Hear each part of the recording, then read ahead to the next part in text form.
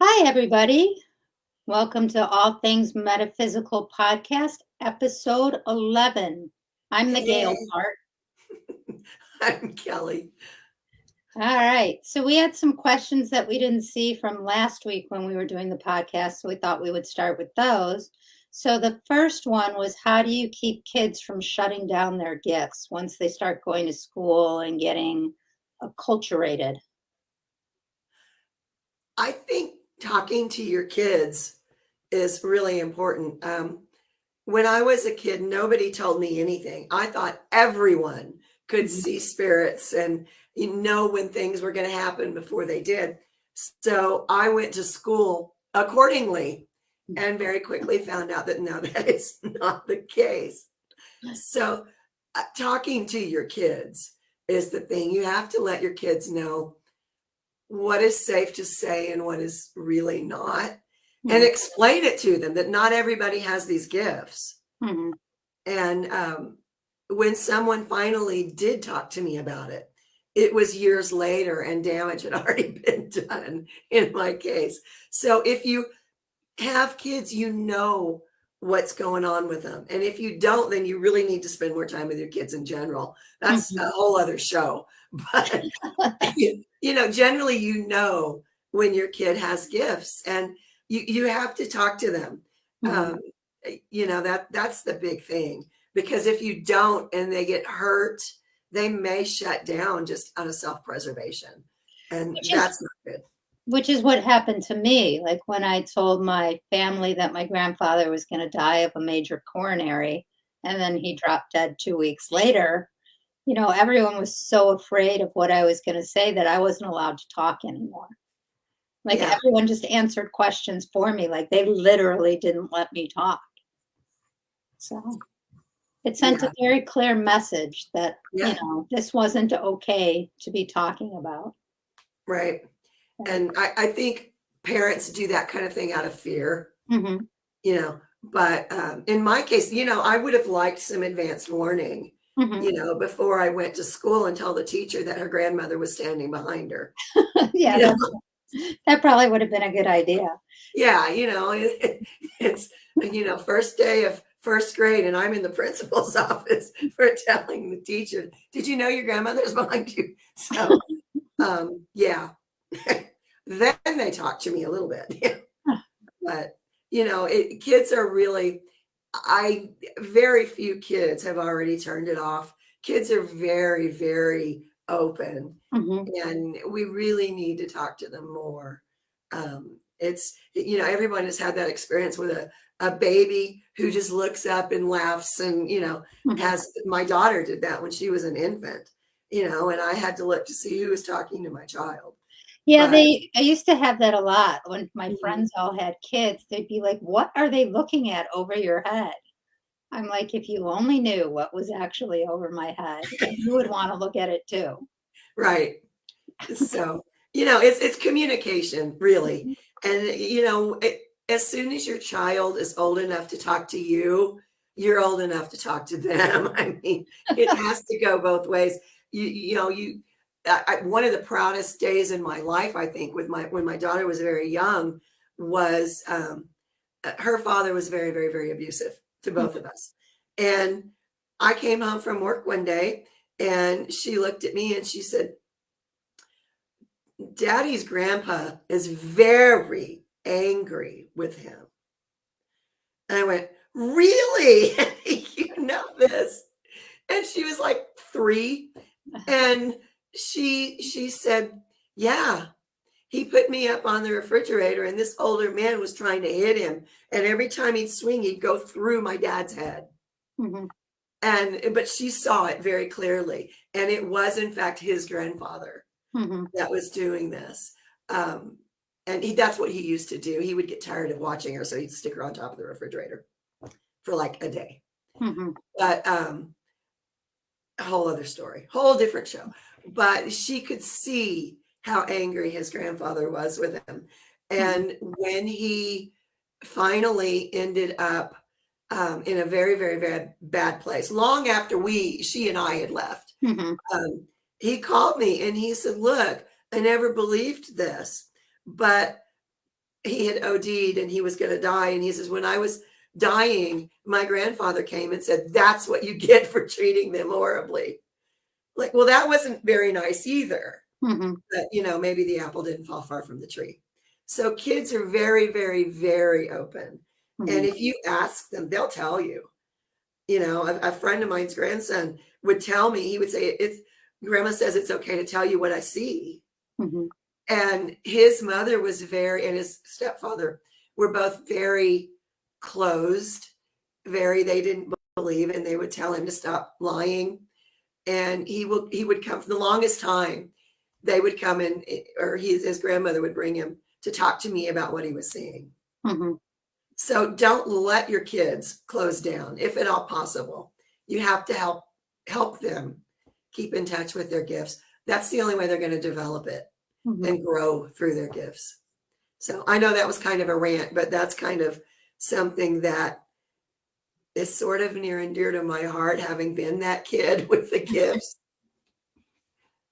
So if anyone is watching, you know, please say hi, write some questions in the comment section, and then we will answer them. The other question, switching gears, but in similar vein in some ways, is can you help someone without their permission? I think it really, really, really depends. Mm-hmm. You know, I was taught when I was studying Reiki Mm-hmm. that we need their permission. Mm-hmm.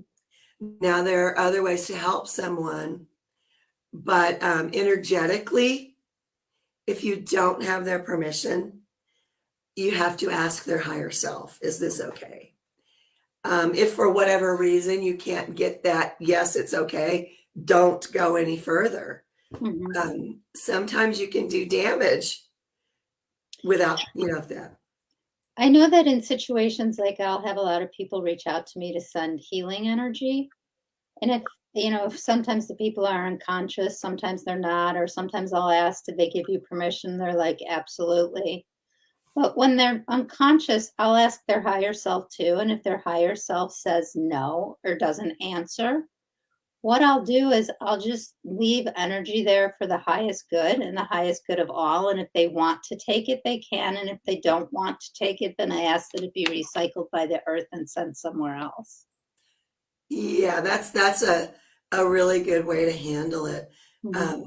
Often we get asked to send healing energy or heal somebody, or you can't necessarily do that. It really does depend on that individual. And sometimes people are ready to leave. Mm-hmm. They don't want healing. So leaving energy. That is healing, though, if you think about it. What they want is healing to let go. Right. And to help the situation so that they can let go. So that's how I look at that piece of it. Yep. Yeah. So those were the two questions that I had coming in. So if anyone is watching, because the numbers keep changing, so I don't know exactly how many people we have watching. If you guys want to say hi, let us know where you're watching from. And if you have any questions, that would be great. But as you know by now, Kelly and I will just go off on topics and talk about anything. So we're not really worried about not having questions. One of the questions, though, that I got asked, this has nothing to do with metaphysical stuff, is, are we going to go on like a podcast service or something like that? So that's something that we have to decide. So, keep asking us. We haven't rolled anything out yet. We're still, this is only our 11th episode, so we're still kind of newly into it. So,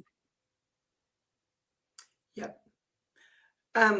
One question that I get periodically, and I actually got it again yesterday, is when we talk about energies being heavy, what are we saying? Because a lot of people they're like 300 pounds. That's not right. It's oppressive, yeah. But a lot of people don't understand. So how would you explain that to someone? So when you hear the concept of, the energies are really heavy. So usually for me, like I vibrate at a certain frequency most of the Mm, time, and it's kind of a higher vibration and it feels pretty good. So when I say the energies are really heavy, I can tell that I'm not vibrating where I normally am. I'm vibrating here and everything is slower and moving slower and more sluggish. And oftentimes it's harder to connect, it's harder to get information, and it's harder to get messages. yeah. So for me, when I say energy is heavy, to think about it like we talk about a lot the 5D Earth and that we're moving to the fifth dimension, and that the 3D Earth, once you've shifted to go back to the 3D Earth and the third dimension, is really heavy. And you feel like you're like stuck in quicksand and everything is just moving really, really slowly. So for me, that's how I describe it. Yeah. It's interesting to me how different people interpret it differently. Mhm. And I've worked with a couple of people recently who have just, they'll make a comment, I just can't get anything done today, or, everything is just falling apart today. And when you look at things like the Schumann resonance and different planetary aspects, and you see that energy is wonky, which is my professional term for it, wonky energy, then I can tell them, it'll pass. You just got to get through it. And a lot of times that's the hardest thing is when you're feeling, and today I'm very sluggish just because I haven't been sleeping, but that's an entirely different thing. But you do feel it. And people who are just waking up, they'll be going along and they'll be just fine. And all of a sudden I'll get this call. What happened? It's like I hit a roadblock. Mhm. And that's usually um, energies. A lot of that could be coming from the collective. For some reason, and one day I'll figure it out, I attract newly awakening empaths. I'm with you. And they're picking up things from the collective, they're picking up any planetary aspects with their sign, they're picking up just all kinds of energies from everywhere, and they're interpreting it as it's theirs. Mhm. And that's the biggest thing that I have to teach these people is not everything that you feel is yours if you're an empath. So, Aren't yeah, we also, isn't 1111 some kind of portal or some kind of gate? So today's kind of the preemptive because anything that could go wrong today for me, like I had to, so my job during the day is to call insurance companies and get people days now as opposed to doing clinical work, although I will be going back to some of that next week. Is that I literally had just gotten through to somebody, had almost finished the review, and then my phone went dead. So then I had to call back. yeah, Then I had to call another insurance company and was on hold for like an hour and a half trying to reach them, only for them to tell me that I didn't need to call. I that's didn't need always an helpful. authorization. So, I mean, it was just one of those days where whatever could go wrong did. And it was just like I found myself so early this morning when that was going on, or earlier in the day, I was so frustrated. And then I literally had to calm myself down and say, is this mine? Or am I feeling everybody else's frustration who I'm on hold with?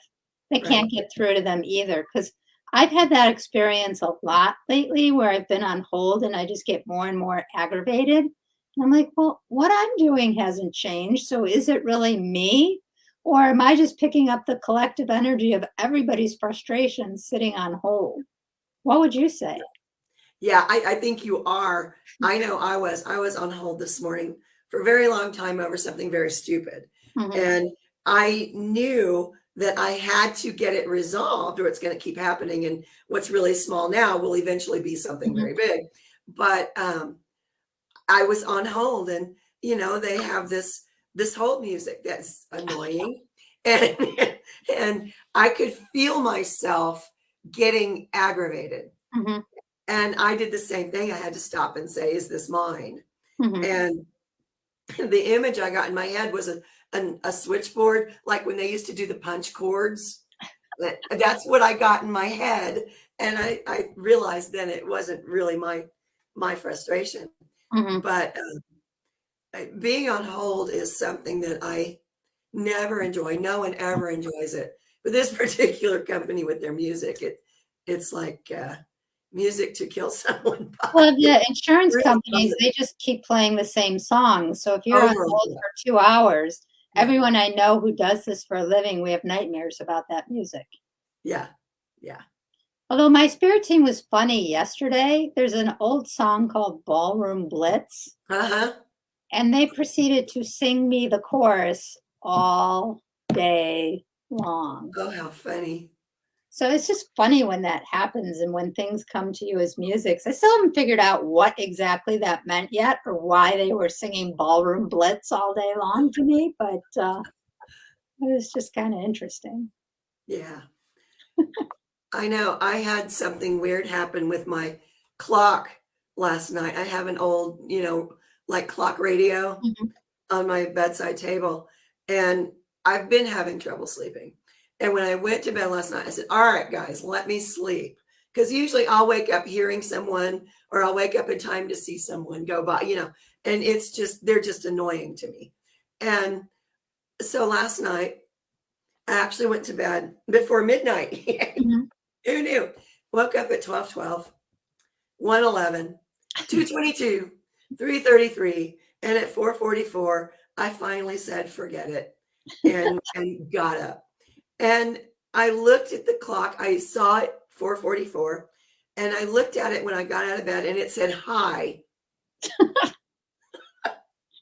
It's like everything was burned out except for hi. And I looked back and it was still there. And I said, "Forget you guys, just forget it." And I got up and I did some things and I went back later and it was the correct time. But, I thought I thought about you, was it over the weekend? No, it was sometime last week after we did our show. I literally heard knocking. And I'm like, I'm closed right now. Come back later. But there's literally someone like knocking to get me to like open something. And I'm like, nope, I'm trying to go to bed. No. yep. So Yeah. just I, interesting experiences. Yeah, and when you work with and anyone who is new at this and they're saying, "Well, that hasn't happened to me," be grateful it hasn't happened to you yet. Because every single person I know who does this has had weird things happening from time to time. Once you start really working with your spirit team and you get to know them and they get to know you more, and it'll happen because one thing about your spirit team, you're going to find they have wicked sense of humor. Some of the things that happen are just you know insanely funny to me. For a long time it wasn't funny. Yeah, I'm going to share an experience. So, some people know who are watching this, but I just did this big conference over the weekend, and so they asked me if I could really do a reading for everyone who was there. I think it was 35 or so people in an hour. Like, could I really go around the room, pick one card for each person, and do it within an hour? And of course, I said yes. And of course, I did. Talk about the amount of energy. And then the next morning, they're like, can you do a meditation for like 5 minutes where you take them to meet their loved one? And so I'm thinking to myself, well, that's kind of fast to do a meditation. Not only did I take them to meet their loved one, and half the people who were listening to me were crying by the end of it, I also grounded them first. So I'm pretty sure that I put myself in a lot of people aren't familiar with this concept, but no Right. time, where I'm out of the space-time continuum. So time is moves in a very different rate because when you look back on it, there's no way that that only took 5 minutes. Yeah. So it's just interesting. And I said that to them at the time. I said, don't worry, I'll just put myself in no time. We'll be fine. I'll do it within 5 minutes. And they looked at me like, what is that? Yeah. Yeah. Little tricks of the trade. Yeah. It's just and people always ask me, how do you know what you know? It's like, I have no idea. It doesn't come from me. Trust me. it doesn't come from me. It comes from somewhere else. And it comes from my spirit team. A lot of times, if I'm doing readings, it'll come from their spirit team. But they always, how do you do that? How do you do that? You just open yourself up to doing it. I am one of those people who's a firm believer. Everyone has this gift. Mhm. Everyone can do it.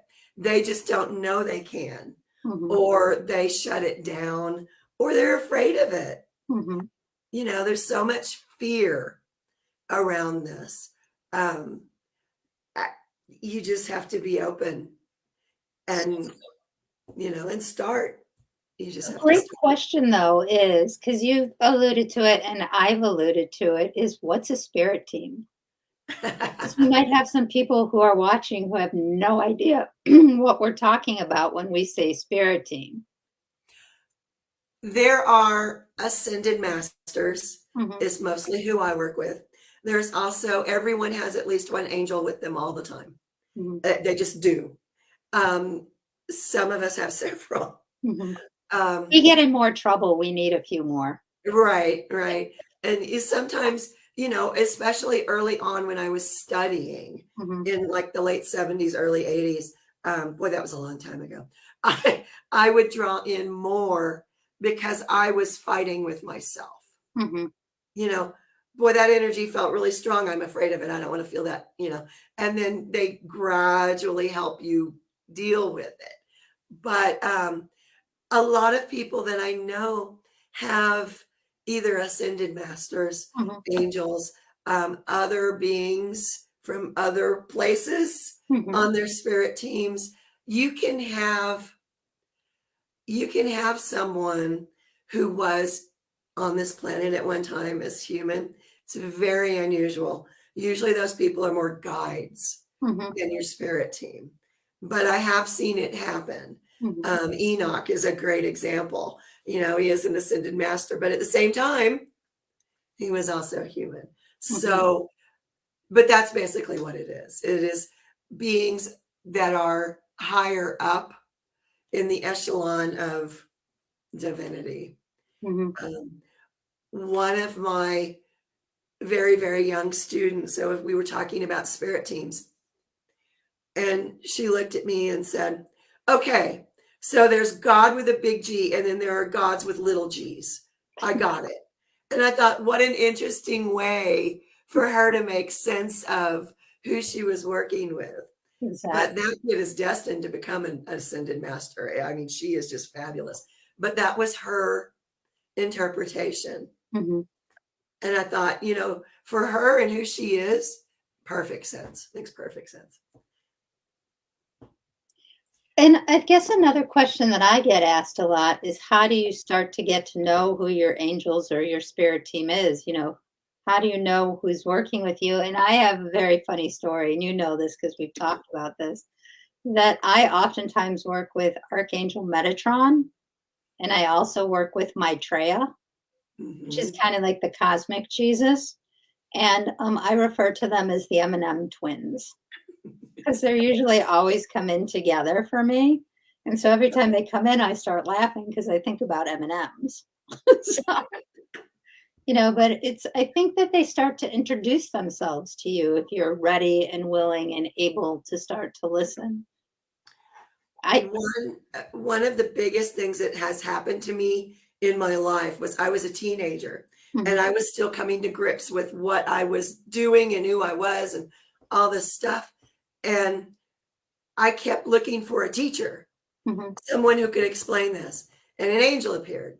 And I said, move aside. I'm looking for a teacher.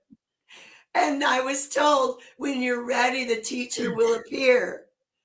And the angel You steps didn't back. ask for which side of Hi. the you didn't ask for which side of the veil you wanted your teacher on. Right. And that was the biggest eye-opening thing for me because I was not, I was imagining it would be a teacher, like, in school, you have teachers. No, that's not what I got. And the biggest thing, and what's so hard for people, is to be still and listen. Mhm. You can ask and ask and ask, and there will be your helpers all around you. And if you're not listening, you won't hear them. All right, so we need to talk about a difficult subject now because they keep mentioning it in my head and they keep showing me flashes of it. Uh-huh. So they want us to talk a little bit about what people believe about abductions. And, eventually the topic was going to come up, and we've kind of skirted around it for We a have, few episodes now. and I've been hearing it too. So yeah. Um, Because I feel like there's going to be people who are going to be watching the replay, and there might not be anybody who's watching right now, but I think there's people who've had a lot of different experiences and they don't know what to do with it, and no one will really talk about it. So someone needs to really be courageous and just, and I know you can find lots of things out on the internet and stuff like that.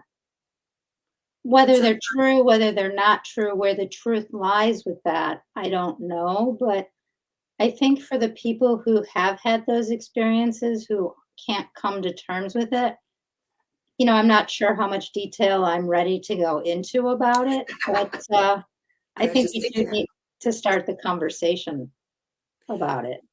We do. And one of the things that I was told early on, I saw beings, I saw ships. I was a little bitty kid. Mhm, And one of the things that someone told me was that it runs in families generally. mhm, And in my child mind, I went, well, gee, I don't think I've ever heard anybody talking about it. mhm, Well, let's fast forward a whole bunch of years. And my grandmother kept a journal every day, faithfully. I have her journals and I've gone through them, particularly when I miss her, a lot. And the lights came back for me. What do they want? This isn't something I signed up for. Okay. And I read that out loud. And of course, people that were around me said, oh, she probably got pulled over by the police. No, different kind of lights, guys. And she describes beings and, mentions that she has to write it down to get it out of her head. And hopefully that will make the memories go away. mhm. I never knew that about my grandmother until after she died. And oh, how I wish I had known while she was alive. The stories we could have shared, But the big thing now, it's becoming a little bit more accepted. Mhm. When you tell your experiences, you're less likely to be, subjected to psychiatric testing. Well, not where I work, but yeah. Right, not where you work and not where I used to work. But hey, in life in general, people are a little bit more accepting. Mhm. There have been more videos, more pictures taken, those kinds of things, More movies too. more Yeah, that movies. when you start to see things in the media and movies and TV shows, it's about 30 years behind of what's actually happening as a way to Yeah, start to prepare us for it. And I think right. about like the movies Men in Black and stuff like that. So, Yeah. there's just been a lot to prepare us for it. Well, the one thing that always gets me is some of the movies make it look like, you know, they're coming here and they're all wonderful and they're going to help us with technology and scientifically, and they're not. Well, there was Independence Day. They Well, weren't. there you go. Yeah. But, I was thinking, and I can't remember what may have been Independence Day actually, where all the people went up on top of the Yep. Capitol Records building in LA to greet the aliens and they all got blown up. Yeah. Yeah, that was Um, Independence Day. yeah. It it is an interesting topic. Mhm. And I think a whole lot more people are going to start coming forward with things that they have remembered. Mhm. Um, but, it's far from mainstream. Mhm. Even with the popularity of that series, Ancient Aliens, it's still far from mainstream. Well, I mean, even in the hieroglyphics and the petroglyphs, I mean, there's people with bubbles around their head. How do you kind of explain that? Right, right.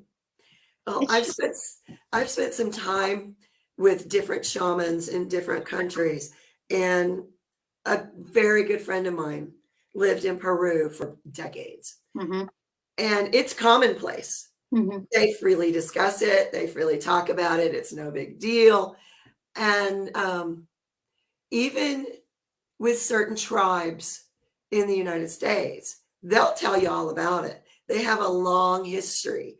These beings are their ancestors. mhm, It's a very commonplace there. It's just quote unquote civilized United States that has a problem with it all. mhm. But yeah, it's going to come out more and more. And if anyone who's watching or watches this afterwards and has questions about it, please feel free to reach out to us or write your questions or comments down under the videos, and we'll look before we do the next show to see if we've missed anything.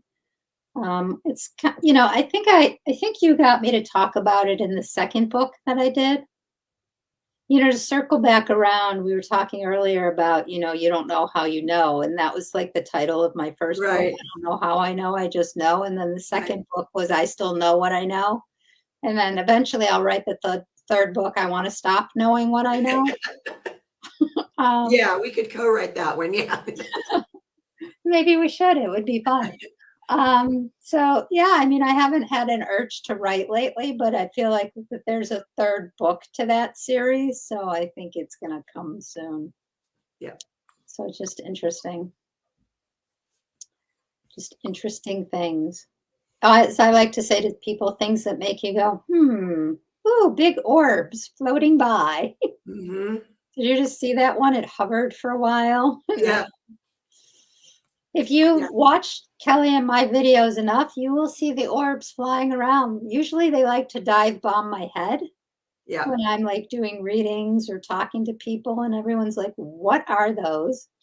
And we talked about this in one of the other shows, but I think it's some of my friends who had a lot of fun with the metaphysical world while they were alive, and they like to just make sure that I notice them when I'm doing anything metaphysical.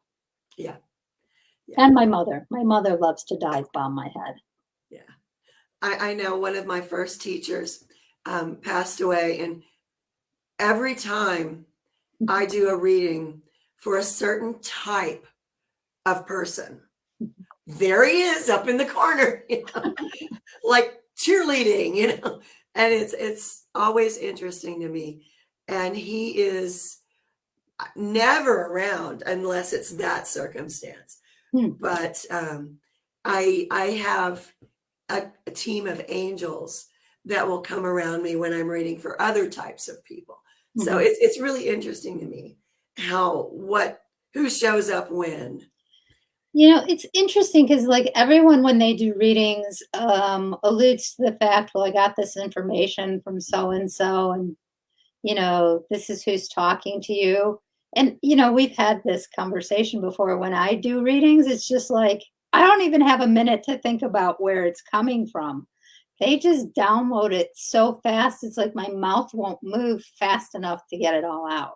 Right, I right. don't always know who it is. I know it's always of the highest light and the highest vibration, and I can tell when it's not, and then I'll stop giving the message. But usually I start vibrating so high, I feel like I'm going to take off out of my seat, and then the messages come in so fast. Yeah. Because I've had a lot of people say to me, well, you don't know who's giving you the message. And I said, I know who my team is, and I know who's around me. Do I always know which one of them is talking at the time? No, I don't. No. And that's I know what you're saying there. Sometimes they send out information, and it's like a cumulative thing from several, they just get together, they huddle up, and they just throw it all out there. And then I'm left going, well, that sounds like, but but really, in my mind, if it helps the person I'm reading for, it isn't super critical to me to tell them this came from, this collection of entities. And if it's someone connected directly to the person I'm reading, that's a whole lot easier. That's a whole lot easier for me. And I know, and I don't know if we've talked about it on here as much, but we've talked about this in the past, is my connection with Jesus, which I've always thought was so funny since I grew up Jewish in this lifetime. And it's been pretty strong now for 20 years. He was one of the first. Well, Mother Mary was the first guide that came in when I was in my class, and then Jesus was the second guide that came in, and then they just kept coming every day. I just kept getting more and more. And I went down to breakfast one day, and the teacher looked at me, and she's like, "Do you have to bring your entire entourage with you where you go?" And I'm like, "How do you manage that?" And I'm like, "What do you mean, how do I manage that?" I'm like, "I don't know any different. I've always had that." I mean, you're asking me a question like this is an all of a sudden thing.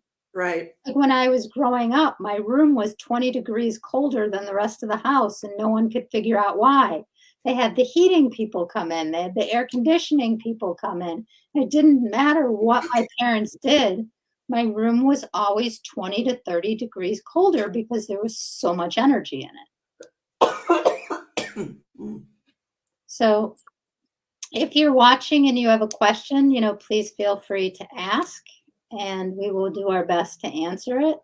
Or we will just go off on tangents, which we're very capable of doing. So, and I think that after I had this really big weekend, which was, and I guess I'll just say this to everybody who's watching. For years, I was what you would call a reluctant mystic. What? I get it. Yeah, I had so many people trying to push me to use my gifts, trying to say, why don't you just, and I wasn't ready, and I wasn't ready, and I wasn't ready. And then I would get frustrated because my spirit team would get me ready for things. And then the energy would shift, and they're like, no, not yet. Yeah. And then they'd get me ready, and I'd be all hyped up, and they're like, no, not yet, because humanity made a different decision. So, but it just feels like the stars all aligned at this weekend, and I got to fully be me. Yay. And I don't really remember much from the time I got there till while I was driving home. Much like my trip to Ireland. I remember landing and I remember coming back. But what happened in between? Not so much. So the question that someone just wrote is, I just found out that I'm gifted. Is it typical to feel exhausted? Yes. Yes. Because you have to remember is that your physical body isn't used to running that much energy or having higher frequencies come in. So as you move more and more towards your gifts, you will probably be more exhausted for a while. That's a completely normal thing until your body recalibrates and readjusts. And right when it does, you'll do it again. That's what happens. It's in stages. And every time I've said, okay, I can settle into this vibration. I've got it. No, I do not. They're like, you got that one, but just wait. Yeah, because one builds on one that builds on the other. And, someone asked me once why I took so many different healing classes. And I thought that that's how you built your practice. You could say you were trained in all these different things. And one of the messages that I got while I was doing it is that wasn't why I was taking all the classes. Right. They wanted me to take the classes because each healing modality came from a different frequency and a different vibration. And the more I learned and studied, the more it just raised my overall vibration so that I could accommodate all of them. Yeah. And I'm like, wow, that's really interesting. Good thing you didn't tell me that at the beginning. Yeah, by the time I became a Reiki master, Mhm. my guides were saying, because I was always looking for other classes. Right. I always looking for the next thing I could learn. And finally, one of them said, no more, no more classes. Let's sit here for a while and Mhm. let it settle. Because I was pretty much bouncing off the wall. And, the moment I realized when I am sending energy to someone, Uh-huh. oh, I'm getting energy too. Where does it come from? It's not coming from me. So the energy flows through you. So you're getting the energy healing as well as who you're sending to. I was like, I must know more about You know, this. on Saturday at the event, I did 12 readings back to back to back, 12 half-hour readings, and I did them all in a row. And everyone's like, aren't you going to be exhausted while you're doing it? And I said, no, it will hit me when I'm done, but I will be in so much energy while I'm doing it that I'll be like refreshed, ready to go. But once all that energy goes away, I'm going to crash. And sure Yeah, enough, that's what happened. yeah, Yeah. yeah. That's So. pretty normal. All right. So, tips for finding out my specific gifts, book recommendations. I was recently told I am angelic after giving a homeless man $13. He told me I saved his life and that he was using it to get his insulin and then called me an angel. I'm not sure I'm an angel, but definitely feel very connected to the divine. I think there are a lot of angels in human suits right now. Mhm. And I think that anytime you do something with compassion and kindness, the person who needed that may refer to you as an angel because that's what it seems like to them is just this amazing gift came out of nowhere. And the only way that that could happen is if you were an angel. So I think that, okay, so I guess we're going over tonight if that's okay with you. We're going to do more Sure. than 45 minutes Yeah, no, because that's fine. what they want me to explain now is that, oh, this is going to be a hard one for some people to swallow, but that the earth was seeded by 12 star seeds, 12 star seed DNA. So 12 different kind of light beings, so to speak, from 10, 12 different worlds is what seeded earth, which is why there's 12 strands of DNA, 12 uh, apostles, 12 of everything. 12 is a very important 12 number. tribes. Yeah. 12 tribes, 12 everything, because we are seeded from 12 star seeds, which is going to be Right. way out there for some people, depending on what your belief system is. And so it then affects where you fall into, whether you're an angel, whether you're a light being, whether you're a crystal, whether you're an indigo. Just depends which of those starseed family lines are really the strongest in you. Did that make sense? That makes sense to me. Yeah. Okay. That's I have orbs all over you my have head. orbs. Yeah. You can always tell when it's not coming from me because there's more orbs flying around. Yeah. So So, in a brief, and we can talk about that in other shows too, if people have more questions about the 12 star seeds and things like that. I know that when I started drawing mandalas in the beginning, I have this really powerful star seed DNA picture that took me 6 hours to draw, and they wouldn't let me get up and go to the bathroom while I was drawing. Like once I start drawing it, they won't let me get up because it interferes with the energy that's coming It in. does. Yeah. And so, like, even when I draw the calendars now, I used to get a week to draw them, and now I have to draw them in 24 hours. So it's Oh, 12 wow. pictures in 24 hours that I usually, because the energy is so intense, they can't keep the portals open long enough for me to have the luxury of drawing over multiple days anymore because everything is speeding up so much. But it's just really interesting. So now that I've overloaded everyone with 12 starseed DNA,